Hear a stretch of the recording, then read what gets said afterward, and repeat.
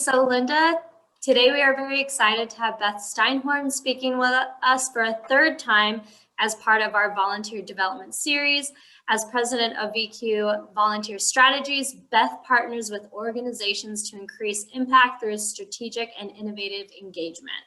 And she is the author of multiple books and articles, is part of the national conversation about strategic engagement, and she consults with organizations throughout the US and Canada. If you have any questions throughout the presentation, just leave them in the chat box and we'll get to those at the end. And lastly, we ask that everyone keep their microphone muted as a courtesy to the speaker who is talking. So I'll go ahead and hand it over to Beth. Thanks, Lily, and welcome. As I said, we have a small crowd today, but we also want to welcome all of those of you who are tuning in after the live presentation using the wondrous technology of recordings, digital recordings. So today we're going to be talking about navigating sticky situations, effective solutions for everyday volunteer challenges. And I suspect that everyone who is tuning into this at any point is here because we all experience sticky situations at some point. Whenever you put together a group of both staff and volunteers, you have a mix of personalities, and with a mix of personalities, there are bound to be some challenges. I think about, in preparation for this webinar, I think about one pantry we worked with a number of years ago and was in the process of updating their processes and procedures, perhaps like you are, Linda, putting together a volunteer handbook and updating processes. This particular example was prior to COVID-19, but in this day and age, we have a lot of other updating to be doing to our processes and procedures.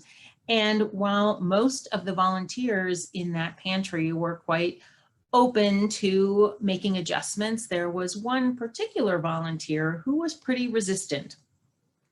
She was resistant to change and really refused to abide by some of the new expectations and procedures, whether it be always wearing closed-toe shoes or signing in or following designated food procedures. And not only did she refuse to do that, but it was a very challenging and extra challenging situation because not only did she contribute many hours to the pantry, but she was one of the pantry's founders.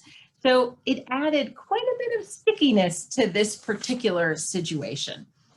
We'll circle back to this particular example as we get to the end, but I'm hoping that in hearing that particular story, you may find something familiar. Well, I hope you don't have that type of volunteer to deal with, but you may find some familiarity in everyday challenges that we are likely to encounter when working with a couple dozen or a couple hundred volunteers, each with their own personalities, needs, desires, motivations, etc.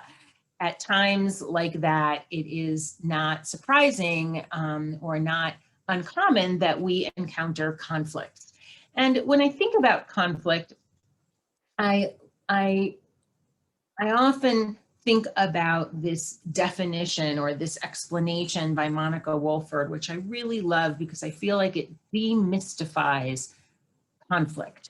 She writes, conflict occurs when we demand and expect others to behave in a way that is not natural or known.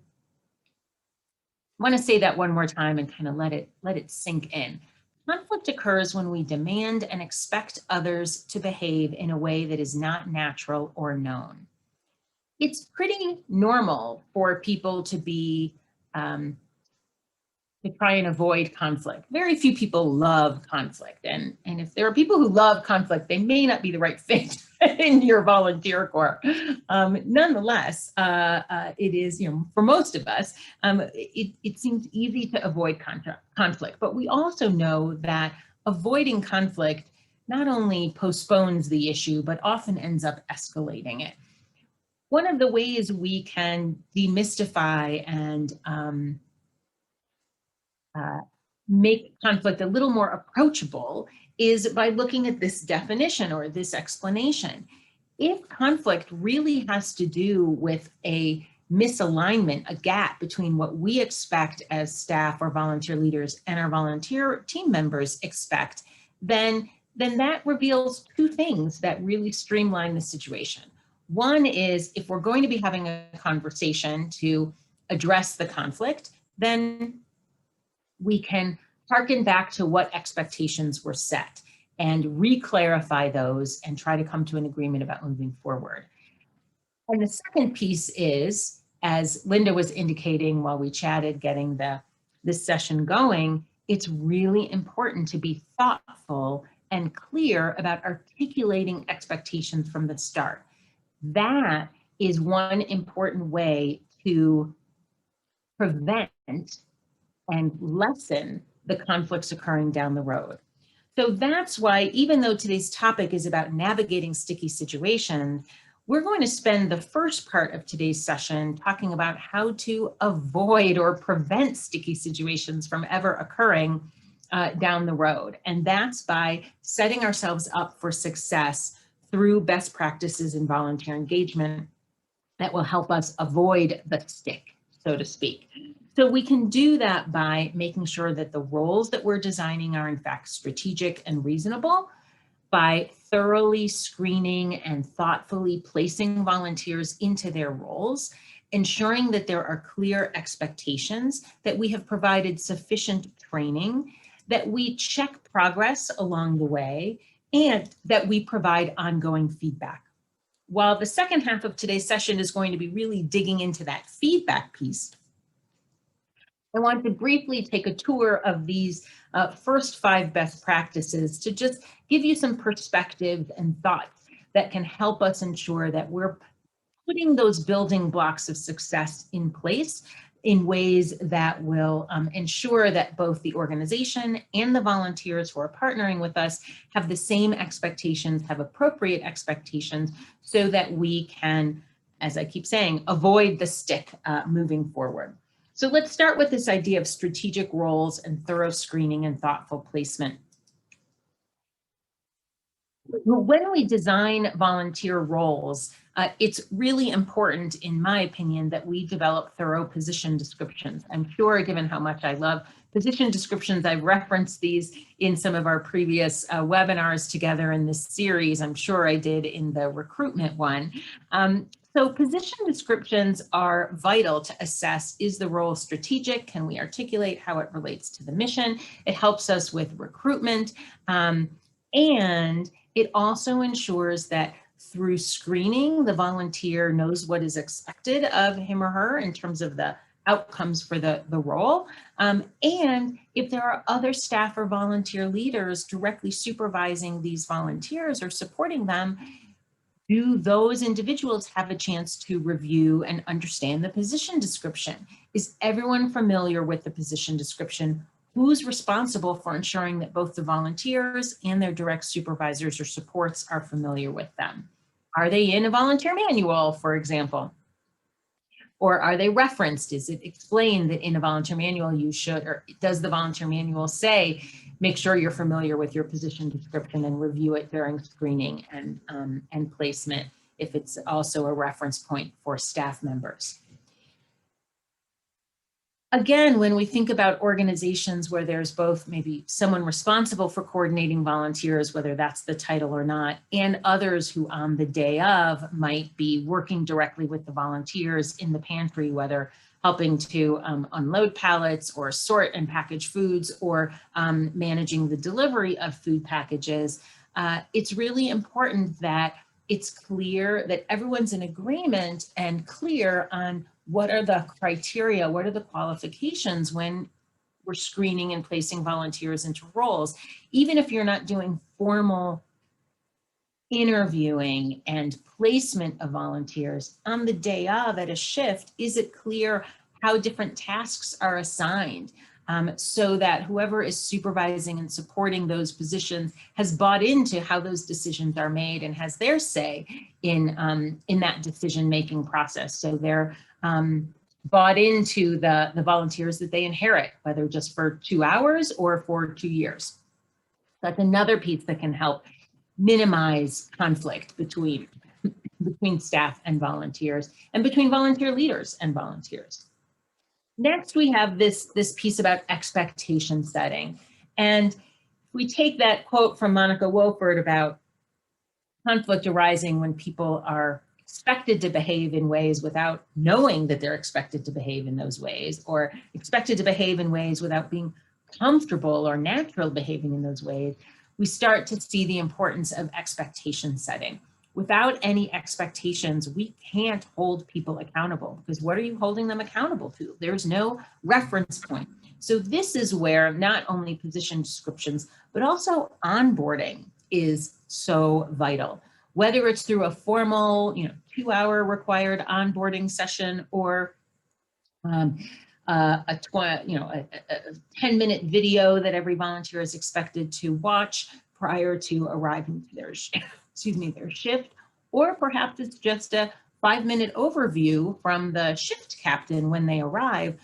Onboarding is a vital opportunity to connect the work that volunteers are doing to the larger mission of your pantry, of your organization, to meet the team, to meet those people that they'll be working with or whom they can go to for questions if questions arrive, to clarify expectations both of the volunteers, but also of the organization, that the expectations that volunteers can have of the organization. We promise you, or we will, we commit to you that we will be able to provide a safe environment for you, that we will offer to write a letter of recommendation. What are those expectations that you want to communicate to volunteers that they can expect of the organization as well? What are the policies, scheduling, and what other resources are available, like handbooks or documents, skills, training opportunities? Those are all things that happen during onboarding. If this is a skills-based position for which volunteers need more than simple onboarding, but also role-specific training, then this is another piece of expectation setting. What can volunteers expect of the organization in terms of providing them with the skills and knowledge to be successful for their particular position? Is there role-specific information that's needed in terms of how to manage equipment or operate equipment, or what equipment to stay away from? Do they need to be trained on certain technology, even if that's the simple technology of logging hours in your online volunteer management software? What's communicated in formal training that has to occur before a volunteer is allowed to take on the role versus on-the-job training? Could some of the role-specific trainings simply be done by a trained volunteer or volunteer leader, modeling and mentoring a team of volunteers on a shift? And should volunteers expect to be tested on their knowledge or their skills before they're able to move on to a new role or even take on their first role? All of these things are important to clarify, not only in our minds as organizational leaders, but to communicate to the volunteers as well, so they understand that if there is a leadership pipeline and they need to acquire certain skills before they can move up to operate the forklift or interact directly with clients, to train clients on how to use digital pantry technology, whatever it is, then it needs to be clear that they need to demonstrate their abilities and skills in XYZ before they're able to take on these advanced roles. Just a little bit about training and expectations. Next, there's checking progress, and that really has to do with accountability. When are you checking in with your volunteer leaders, with your community ambassadors, even the volunteers coming for a shift on site at the pantry for a couple hours a week? When do you check in with them? Is there a morning huddle before the shift starts where you give any updates of information and answer questions? And then are there scheduled rounds among the staff or by the staff on on shift that day. If you have volunteer leaders who are playing this role of leading shifts, of training and mentoring other volunteers, then I love this set of questions that helps us assess and kind of do a gut check whether we're really equipping the volunteer leaders to be successful. Do the volunteer leaders know what they're supposed to accomplish? Do they have the sufficient authority to accomplish it? Does every volunteer on shift know that Joe is the volunteer leader for this day and Joe is authorized to provide feedback to the volunteers on that shift? Does Joe have the skills and knowledge to succeed? Does Joe understand how we've agreed to measure success? And am I following up with Joe to say, yes, this is going really well, and thank you for your contributions? All of those are part of checking progress and making sure that we're not only setting expectations, but doubling back and communicating that people are going to be held accountable to expectations. So setting strategic roles, making sure that that volunteers who take on these roles are qualified to fill those positions and or are trained with the skills they need to be successful, that everyone is clear on expectations, and that we're checking in with them regularly. All of those pieces combine to truly set that foundation for ideally preventing or at least lessening conflicts down the road, but they also give us the tools we need when conflicts arise to be able to depersonalize the issue and focus only on behaviors and how they do or don't align with the expectations that we've set through all of these and other steps. The rest of our session today is really going to focus on the feedback piece and how we manage those conversations and what our goals are. And I'm going to share a couple different models for providing feedback. But before I do, I'd love to just open it up, see if anyone has a question, remind you that you can use the chat to add any comments or questions along the way. And so I'll pause for a moment, see if there's anything coming in. And if not, we will move on to the topic of feedback. Okay. So feel free to add questions as they come up, but in the meantime, let's talk about feedback. Feedback is simply a method of providing information about how an individual is doing in their efforts to achieve, ideally, an agreed upon goal. And feedback can be delivered to get an individual back on track or to keep that individual on track. If we don't provide feedback, of course, how does the individual know that he or she is on the right track? It also can be leveraged to maintain or fuel motivation, to nurture a team spirit. And I invite you on the call to also feel free to weigh in and share why else you think feedback is a valuable tactic to deploy. When we deliver feedback, of course, it's easy for us to think about feedback as kind of falling into two different kinds. There's the reinforcing feedback and the redirecting feedback, more commonly known as the positive and the negative feedback, right? In positive feedback, we want to be reinforcing behaviors that are going well. Thanks so much, Jose, for coming in on time. Thank you, Monica, for speaking to that client in such a kind and empathetic way, versus redirecting feedback where we really need to sit down and say, hey, here's a better way to do this, or as I'll share, there's a couple other ways to approach this redirecting feedback. Thank you, Monique. Let's see. Oh, I love this. Monique weighed in and said in answer to the question, what other reasons might we provide feedback? It's to get others' opinions on how the work can be done in either a different or more efficient way. So that's right. It's not just about providing feedback. It's about asking for feedback and input into the way work can be done. And I think it is really important. Thank you very much, Monique, for bringing that up. It's really important to recognize that if we want to have an open and productive community, one where there's a culture of accountability, then we can create an even more positive version of that culture if we are as open to feedback as we are in providing feedback as well. So I love that. Thank you. A colleague of mine wrote a great piece that I love to reference to help remind us when is a good time to give volunteers feedback. And she had this wonderful checklist of clues that it's time to provide volunteers with feedback. Of course, you know, a couple of them are pretty obvious. If someone asks for feedback or if a problem is persisting, it's time to provide some feedback. But the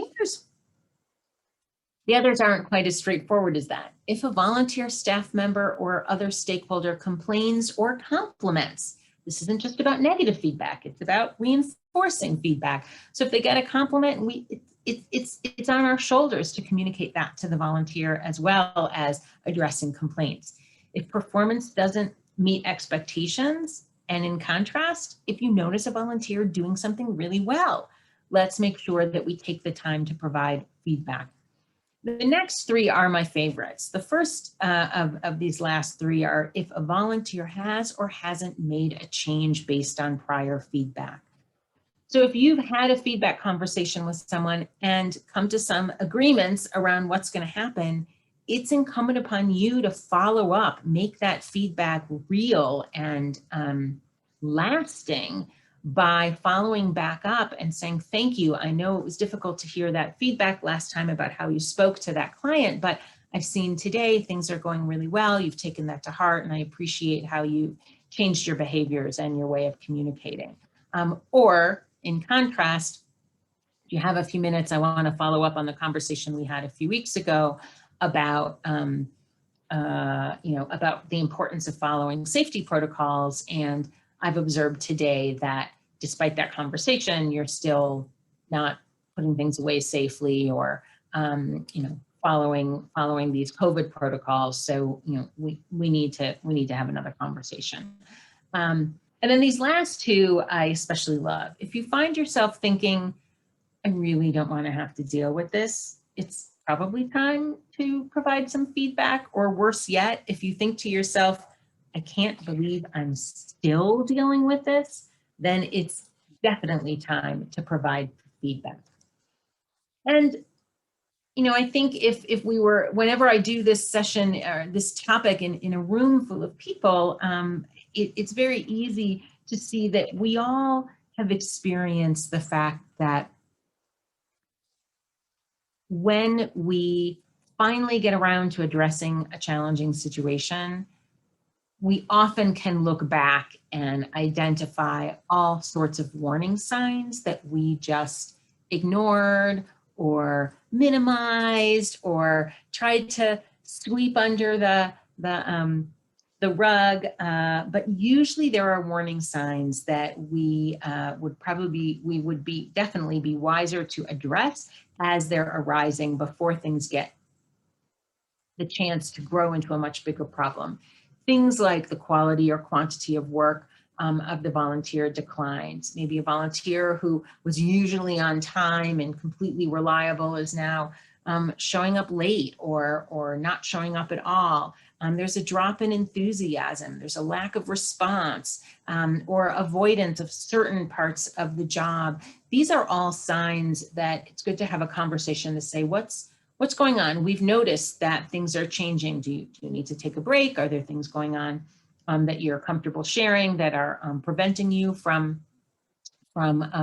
volunteering in the same way that you were before? And more often than not, volunteers are relieved to have that conversation rather than just feeling like their only option is to disappear. And sometimes because of this temptation to avoid conflict, we as leaders of volunteers become part of the problem. It's always helpful to reflect quietly, personally, on what keeps us from addressing conflict, from having these difficult conversations. Is it that we're nervous that having a problem volunteer might reflect on us? That we prefer to just be nice and don't like confrontation? that we don't want to be critical of a volunteer because they're donating their time. So I can't possibly say no to a volunteer. Maybe you just feel like you have enough problems to deal with already, or you don't think it's the volunteer's fault, so you don't want to confront them. The reality is that if we want to create a culture of accountability, of productivity, it's important to help uphold a set of standards for safety and for productivity and for a positive culture.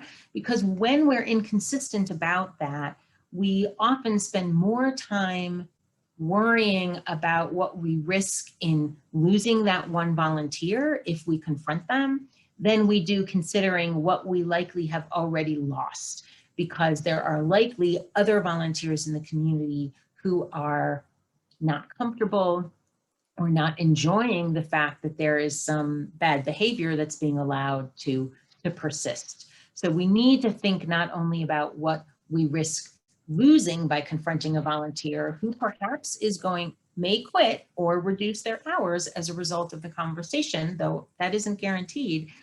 But we need to focus on what we also have to gain by clearing up that behavior, holding everyone accountable, and creating a more positive atmosphere. When we provide feedback, in order to depersonalize it, it's really helpful to think about being very specific, even with positive feedback. Yes, it's lovely to say good job and terrific, but there is so much more to providing very specific feedback, like, great job describing the packing process to those new volunteers. I loved how you answered those clients' questions so thoroughly. Great work focusing on information to be presented at this event without getting distracted by that group of loud patrons in the back. These are all very specific behaviors that will really reinforce the work, help model what types of behaviors others should emulate, and makes individuals feel known to you, not just a generic pat on the back, but really feel known by the staff or volunteer leaders they're working with. So I've shared a little bit about when is the right time to provide feedback, and a little bit about the types of feedback being really specific, but I want to share some research about how to frame feedback in ways that our research has shown to be more likely to lead to positive behavior changes. In 2013, a team of psychologists from Columbia, Stanford, Yale, and a number of other universities around the country, they published a study on the types of feedback that elicited the most effort toward improvement. Now, full disclosure, this was not research from with volunteers, it was with students. But I think when you hear it, you'll see it's likely very applicable to adults as well. These researchers had middle school students assign an essay to their, middle school teachers, not students, middle school teachers, assign an essay to their students, after which students were given different types of teacher feedback. To their surprise, researchers discovered that there was one particular type of teacher feedback that improved student effort and performance so much that they deemed it magical feedback. Students who received this feedback chose to revise their paper far more often than students who did not, and improved their performance significantly. In a phrase, here was the way that the magical feedback was framed. I'm giving you these comments because I have very high expectations and I know that you can reach them. I'm going to say that again. I'm giving you these comments because I have very high expectations and I know that you can reach them. Daniel Coyle wrote about this research study, kind of unpacking this complex study. And he writes, these 19 words are powerful because they're really not feedback. They're a signal that creates something more powerful, a sense of belonging and connection. These signals are, first, you're part of this group. Second, this group is special and we have high standards here. And third, I believe that you can and will reach these standards. Coyle goes on to write, the key to understand this feedback isn't just feedback, it's a vital cue about the relationship. The reason it works so well has to do with the way our brains are built. Evolution has built us to be cagey with our efforts. After all, engagement is expensive from a biological standpoint. But when we receive authentic, crystal clear signal of social trust, belonging, and high expectations, the floodgates click open, unquote. So when we talk about methods of feedback, we also need to think about not just when and what the feedback is, but how to frame those suggestions and how important it is to build a relationship and leverage that relationship, as that's really part of what will make the feedback more effective. So this is really helpful training that you can play with on your own and also train other staff members or volunteer leaders to test out and use as they're managing and supporting other volunteers. Feedback feedback is really important, and words are very powerful. So even the phrase feedback has some connotations and in some cases baggage to it. So I want to share a different model, which has come to be known as feed forward. Feed forward is distinguished from feedback in that traditional feedback tends to focus only on the past.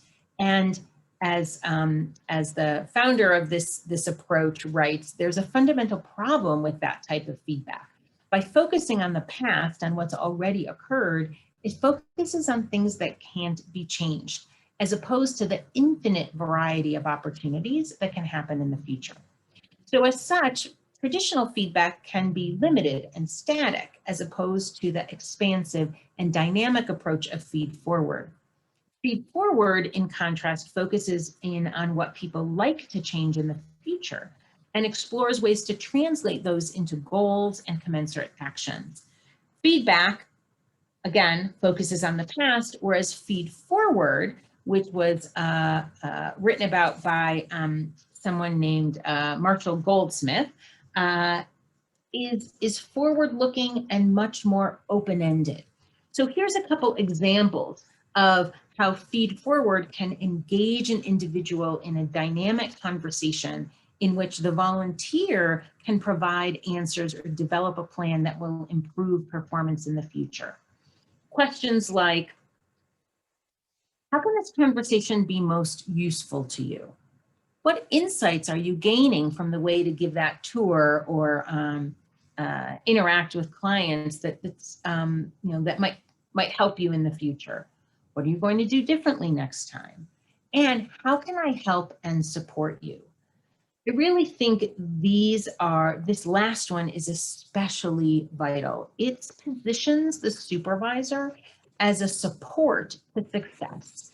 I often quote one of my best managers from my early days working in museums, the director of education, who ended most meetings with me, who was a manager at the time, with the question, what do you need from me in order to be successful? And that always left me with two important sentiments that were crystal clear from his asking that question. One, I was expected to be successful. And two, I wasn't alone. He was there to help if I needed it, whether it was more training, different resources, championing my work to senior leadership, whatever it was. And that's why I particularly like this last question in combination with the previous ones. It gets back to that magical framework kind of spirit, which is you're not alone in this, you're part of a team, we have expectations of you, and we're here to support you. Research has definitely shown that feed forward works more effectively than traditional feedback. And I won't read the whole list, but I'll just highlight a couple. And if you're intrigued, you can look into Marshall Goldsmith's work. But some of them include things like it can be much more productive to help people be right than prove that they're wrong. People take feed forward less personally than feedback. And that already opens up our brains to think differently rather than be defensive. In fact, that relates to the last one that I think is so fascinating. People tend to listen more attentively to feed forward than feedback. Normally, when others are speaking, people are busy composing a reply that they make sure that they're trying to make sure will help them sound smart, or to defend their position, or to explain an embarrassing failure. They aren't fully listening to what the other person is saying. Whereas in feed forward, the only reply that's necessary is a simple thank you. One recipient noted in the research, since I don't have to worry about composing a clever reply, I can focus all of my energy on listening to the other person. So let me take a breath again before I share one of our final models and how you can approach this using the tool that we're going to hand out or send in the follow-up email, which is a tool that outlines this particular last method. Let me pause and just see again, are there questions or comments or any aha moments or similar experiences that any of our live participants would like to share in the chat? Not, I'll just take a little and we'll move forward. So all of this is hopefully enlightening and helpful in thinking about how you might frame some feedback to an individual that it would include the chance to inspire them to come up with their own solutions through feed forward, help them feel a part of the team by framing your feedback in this magical framing approach. But ultimately, if you're like me, it's helpful to really think through how we're going to actually have a conversation and to prepare thoroughly, especially if it's a conversation that you might be dreading. I recall when I was executive director of an education organization that was that engaged volunteers in very significant leadership roles to plan and implement a large-scale 3-day residential conference. And we had a volunteer team leader who was responsible for the program part, not the catering, not the participant care, not the entertainment, but the key reason everyone was coming, which were the educational programs, and he was definitely falling short of expectations. I could tell you my whole Monday morning quarterbacking around what steps in that setting up for success we missed, which was proper screening. But in preparation for the conversation where we were really going to be providing feedback and making a plan for the future, my then one of the board members who was my partner in this endeavor, we really sat down and scripted out a whole conversation so we could make sure that we prioritized what were the issues we were going to address. And we used a method similar to what I'm going to share with you today. And it's a spin on a great method known as RAP, Review, Analyze, and Plan, that was first published by Rick Lynch and Steve McCurley in a book called Volunteer Management, kind of one of the Bibles of volunteer processes and procedures that I think still has a lot of applications today. So in preparation for delivering this RAP process, which I'll share with you, I like to ask myself these questions. What's really happening, especially in regard to our desired outcomes? Am I contributing to the problem? And what steps can be taken to improve the situation and ensure success? So I'll give an example. I was traveling to see a client out in California, an organization that was an animal rescue organization, and they had multiple satellite sites up and down the coast. And we were visiting one of the satellite sites, and the manager there kind of pulled me aside into a back room and said, "Help me out. We have this problem. There is a volunteer who has the most annoying voice. She drives everybody crazy. What can we do about that?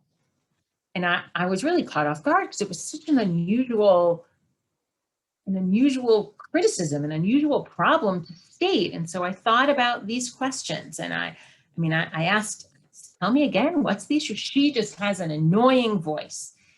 So I thought about these questions, including the first one, what's really happening? So I started digging and asked this site manager, what does she say with the voice? Oh, she interrupts all the time. She's a new volunteer, but she doesn't listen to the senior volunteers who are responsible for training her. I'm like, oh, okay.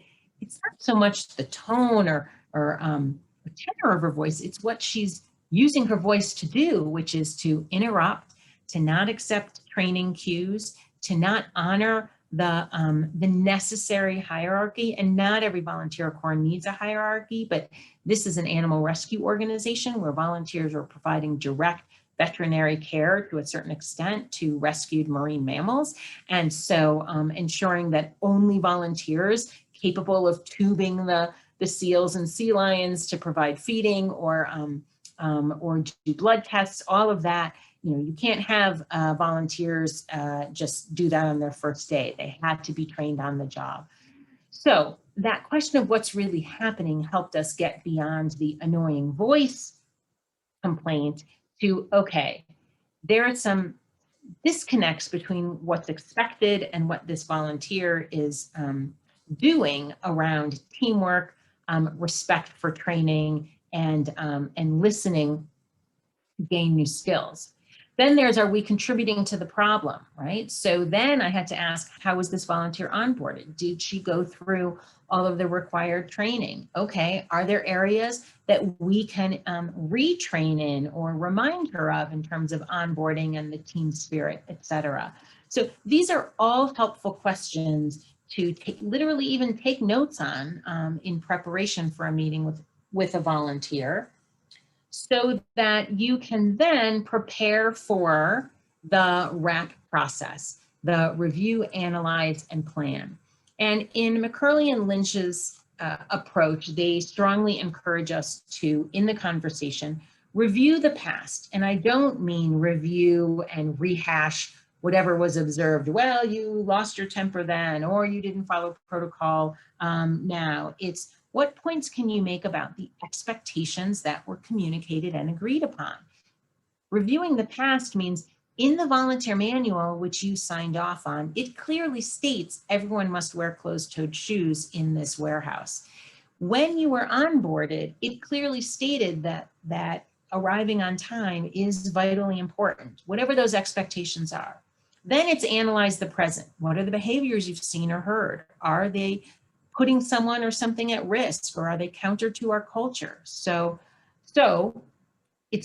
we made it clear in onboarding that arriving on time is important because everyone needs to get the plan and updated information about the food pallets that are being delivered today.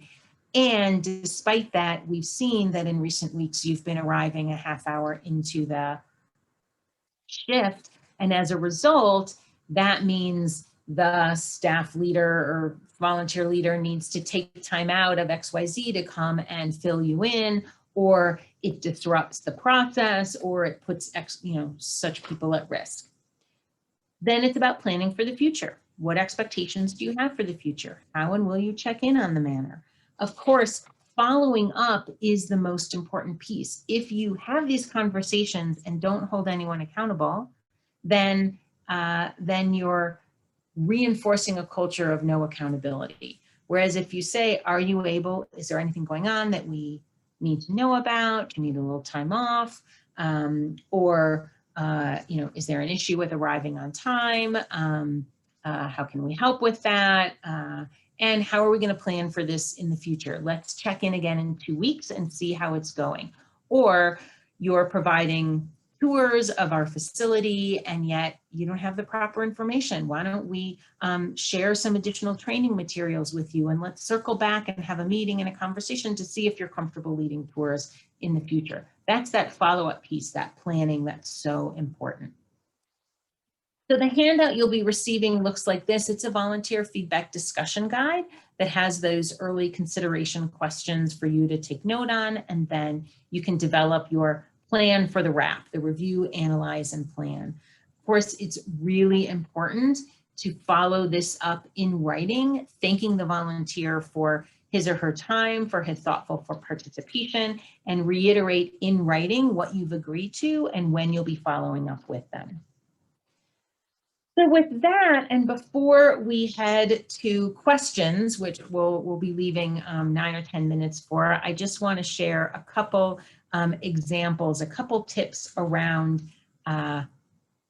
common personalities that maybe some of you have met. I know I have in all my decades of working with volunteers. Personalities like the woman I described at the start of the webinar, the founder, the longtime volunteer who was very resistant to change. How do we help with these resistors who may pull rank on you or who challenge new processes? Well, strategies for resistors include considering whether it's wise to invite the individual to be part of a team providing input into new policies, or to frame the new policies and procedures, especially in light of COVID, around safety and efficiency. Frame training on the procedures, professional development, or if needed, offer to transition them to an emeritus role. What about the overloaders? We see this a lot in sometimes in smaller organizations, sometimes in faith-based organizations. These are individuals who volunteer to take on too much, who always raise their hand and don't leave room for others to step in, regardless of whether or not they actually complete the work. So we think a transparent conversation with these overloaders is really important. Discuss the importance of creating space for others, ensure that positions are time limited if appropriate, maybe revise the position description so each volunteer is responsible for training up his or her successor, and make sure that you have a consistently applied screening process for all new volunteer roles. And finally, there's the Jekyll and Hyde, the volunteer who acts out perhaps behind your back, but never in front of you, but you hear about it from others. So how do you honor both the volunteer and those who are reporting on the volunteer in a tactful and fair way? So we think it's important to honor the volunteers who are complaining seriously, but also honor the volunteer who's being complained about. Gather details, ask for their feedback, understand their experience, and establish a plan of action. If in fact they deny that any of those things have happened, then say, great, then it'll be easy to ensure they never happen in the future. And I'll be checking in with you and make sure that you can go and observe. If, however, they fess up and say these have been some issues, then you can make a plan together. But it's important to follow up, again, positively or to say there's still an ongoing problem and now we need to go to our second phase, which might be giving you some time off, redirecting you to a different role, or potentially releasing you if you can't abide by these expectations. So how do we avoid the muck? How do we avoid the sticky situations? We need to clarify our expectations, train people effectively, check in regularly, support through job aids, even mentors, communicate all the vital information, and provide and ask for feedback. Only then can we make sure that we not only get out of a sticky situation, but avoid getting into it at all from the start. So with that, I wish you great success, and I am open to any questions, and I'll turn it back to Lily.